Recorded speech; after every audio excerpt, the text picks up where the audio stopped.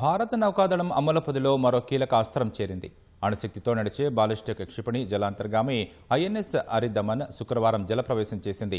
తద్వారా భారత్ స్వదేశీ పరిజ్ఞానంతో నిర్మించిన 3వ అణుశక్తి జలాంతర్గామిని అందుబాటులోకి తెచ్చింది.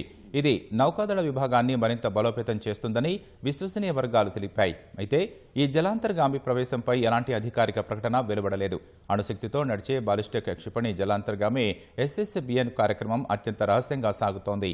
ఈ ప్రాజెక్టు కింద వచ్చిన మొదటి నౌక ఐఎన్ఎస్ అరిహంత్, తర్వాత ఐఎన్ఎస్ అరిఘాత్ వచ్చాయి.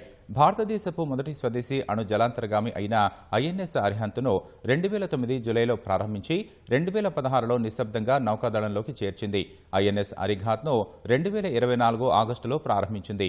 తాజాగా దక్షిణ భారతదేశంలోని ఒక ప్రధాన నౌకాదళ కేంద్రంలో జరిగిన కార్యక్రమంలో రక్షణ మంత్రి రాజ్నాథ్ సింగ్, నౌకాదళాధిపతి అడ్మిరల్ దినేష్ కే త్రిపాఠి పాల్గొన్నట్లు తెలుస్తోంది.